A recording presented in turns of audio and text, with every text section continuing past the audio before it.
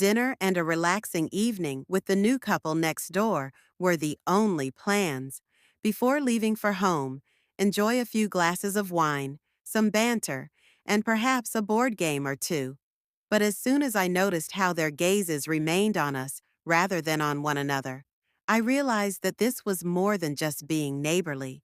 I was unable to identify the charge that was in the air, a mixture of inquisitiveness and something more substantial, awaiting recognition.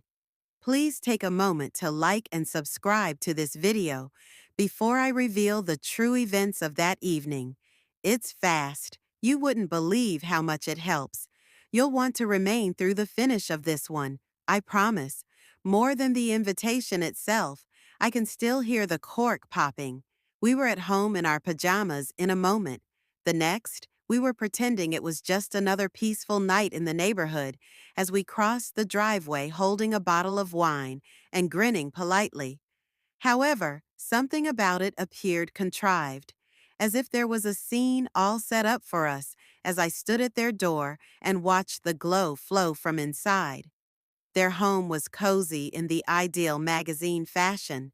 On the coffee table next to a half-set game, candles flickered. The faint buzz of music blended with the aroma of butter and rosemary as it floated through the air. Mark was the first to open the door, rolling his sleeves, grinning easily, and practicing. Behind him, Laya emerged, glowing in a silk shirt that glistened in every ray of sunlight. She made hosting seem so easy that she waved the bottle away when we gave it to her. She said, "You didn't have to bring anything." But her gaze stayed on my husband for a little while longer than her grin. The air was charged but seemed light, as if everyone had already accepted a rule that had not been spoken out loud. Dinner went by quickly, tales, giggles, and inquiries that seemed informal but went too far. When Laya inquired about our marriage, she had a way of staring straight through me.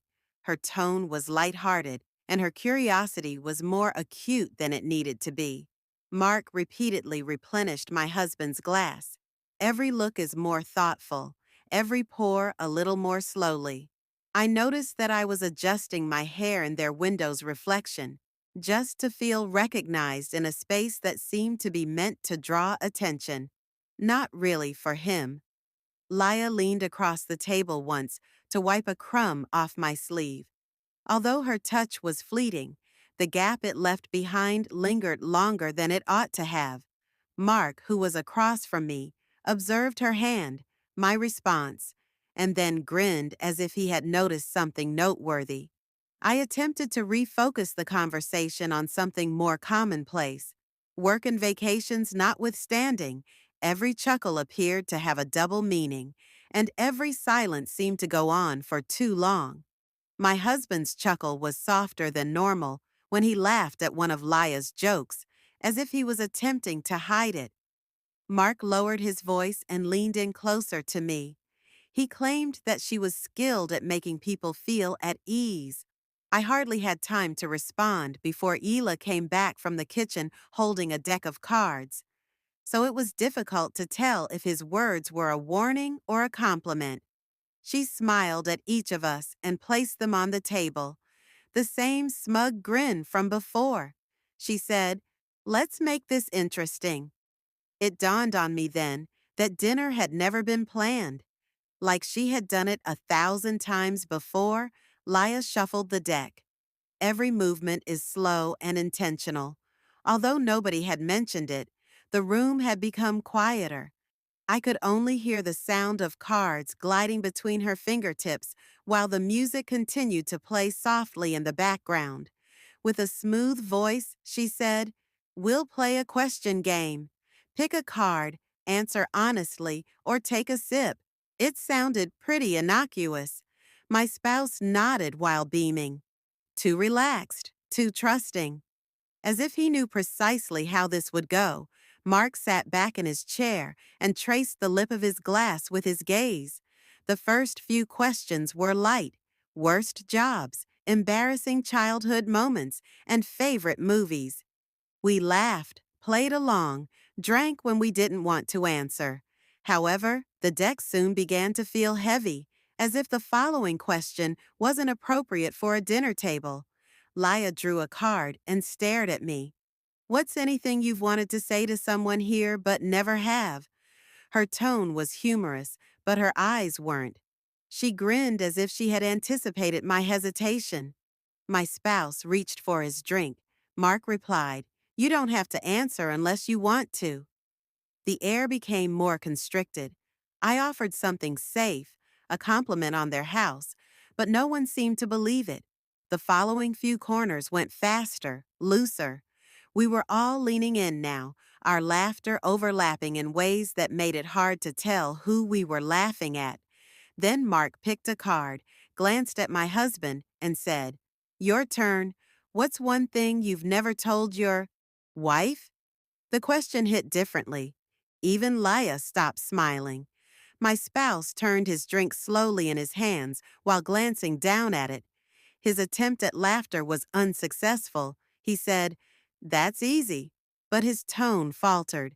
She is already fully aware of everything. However, I could see it. The silence that preceded his statement, something he wasn't supposed to say, was implied by the shadow that moved across his face. With her elbows resting on the table, Laya spoke in a whisper. "Now, are you sure?" The room became silent after just one inquiry. Mark kept a close eye on him as though he had been anticipating this. As the candles flickered, I sensed a change. Tiny, undetectable, and irreversible. I wasn't frozen by my husband's response when he eventually looked up. It was the way Mark grinned immediately after saying it. I realized at that moment that we were no longer playing a game. There was silence for a moment. It was now possible to sense the thickness of the air. Even the music seemed to fade into the walls. My husband's glass was half raised, his eyes locked on Mark, as if still trying to decide whether that smile meant something or nothing at all. Laya was the first to break the quiet. "Another round," she said too brightly. She gathered the cards with a practice sweep, but her hands moved slower this time. The wine caught the candlelight as she poured, turning it the hue of something almost lethal. Mark was still watching my husband when he said, "You know, the best part of nights like this is finding out who's braver than they look." The words had stopped being playful. They landed like a challenge between us. I took a sip to hide the warmth rising in my chest. My spouse laughed, soft, uncertain, and said, "Guess that's not me tonight." Hila's attention slid to me. Then it might be her. Despite her casual tone, it didn't seem humorous. My pulse kicked harder. Mark appeared to have agreed on something I hadn't heard as he leaned back and smiled faintly. We walked to the living room, pretending it was still casual. More wine, softer lighting, fewer inches between chairs. The fire cracked quietly in the background, and the shadow extended long across the floor. Every small sound felt exaggerated. The sound of glass clinking, the rustle of cloth, and the way laughter kept cutting off in the middle of sentences. My husband's voice was low and almost cautious as he spoke to Laya. I knew that Mark was at my side, near enough that I could sense his warmth without even looking. "You didn't seem surprised by any of that," he said. I gave him a look. What was it about the way they exchanged glances? He paused, examining my face or the way you gazed at them. I started to respond, but he grinned as if he already knew the answer. The fingertips of Leia lingered longer than required as she reached out across the room to adjust my husband's collar. I should have been troubled by it. Perhaps it did. However, I felt something more difficult to describe. Mark took note. "You know, it's weird." His voice was low. How easily ease can give way to curiosity. Then I could have gotten up. I didn't. Once more, the lights became faint. I couldn't determine if it was intentional or an accident. With half-lit eyes, Laya turned to face us and whispered, maybe we should stop pretending we're not curious. That was the final statement made before the silence took on a new form. Awkward no more, anticipating instead. I also noticed that none of us were sitting exactly where we had begun as I turned to look around the room. No one moved to add another log, even though the fire had burnt low. There was no longer any music. Even though we were all still seated nearby, something had shifted. Nobody gave it a name. Nobody had to. Laya was the first to stand. She moved slowly across the room, running her hand over the top of the couch. She came to a stop behind my husband, bent over and murmured something into his ear that I couldn't hear. Whatever it was, he remained silent. Without a glance in my direction, he simply released a low, uncertain sigh and put his glass down. Mark moved closer across from them. I sensed the change in the air before I felt his touch, but not abruptly or violently. He didn't seize me. He didn't inquire. His fingertips touched my wrist gently, right where my pulse was. I didn't back down. I ought to have. Slowly, his hand followed the curve of my arm to my shoulder, where my dress's fabric had shifted just a bit. He hesitated long enough for me to notice, then made a slight adjustment that seemed almost like he was correcting it. But he wasn't. He waited. My spouse hadn't given me a glance yet. With one hand behind his neck and the other resting on his chest, as if she had always belonged there, Laya was in his lap with her legs neatly curled over his. Mark spoke softly. "You okay?" I nodded, but it was only a reaction rather than a thinking. He drew closer till I could feel his breath curling low in my chest like smoke, not only on my neck. Slower this time, his fingers moved down my arm till they grabbed my hand and tugged it in his direction. He didn't give me a kiss. Not quite yet. He simply stared at me while making little circles with his thumb over my hand, as if to see how far I would allow him to go. He was not stopped by me. As I leaned in his direction, the couch moved, and Laya looked over at the sound. When she realized where we were, she grinned, nor shocked, nor arrogant, but content, as if this had always been planned. Mark leaned forward to be nearer, but not to whisper, just enough to feel the fabric between us shift. His hand slipped to my back without being low or possessive. He sensed my sharp inhalation. Instead of moving against me, he moved with me. He turned when I did. He waited as I paused. His breath caught when I eventually closed the distance between us. From the other side of the room, I heard a faint sound. Not my. I didn't check. I didn't have to. His lips were never firmly in contact with mine. It moved more slowly than I had anticipated, as if he intended to test the limit of how much tension two individuals could endure before breaking. I put my hand on his shirt to hold something, not to draw him in. My fingers felt warm against the material. I could feel his steady, near-rhythmic breathing there. The fire crackled behind me. I could feel its heat in front of me and on my back. Mark's hands moved slowly and patiently along my sides, never hurrying, as if he was aware of how long this had been going on. I eventually got to my feet, or perhaps he lifted me up. I can't recall. The pace of everything caused the room to get slightly blurry, not because of the wine.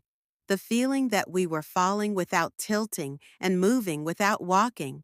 His hands were on my waist as he pressed into me, guiding but never holding. My back struck the wall, or perhaps the window's edge. As his lips contacted my neck, I felt a chilly sensation on my shoulder, intentionally, not urgently.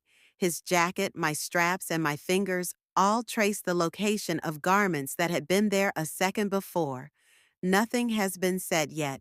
Nobody interjected yet. Something sounded behind us. A whisper, a sigh, perhaps my name. I turned a little, and I briefly saw them. Laya had her back to us. Behind her, still partially clothed, my husband's eyes were fixed on me rather than her, and he did nothing to stop it. Mark didn't flinch when he noticed where I was staring. He held me in his hand. I glanced back to him as my breath became more rapid. It was no longer just about one. It had to do with the fact that nothing was being stopped. Slowly, the room whirled, not in anarchy, but in submission.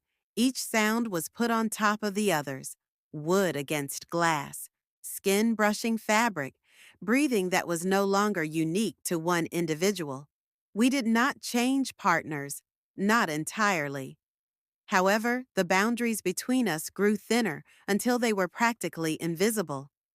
Mark gave me another, more intense kiss. With my hands following the contours of his back through his shirt, I drew him in closer.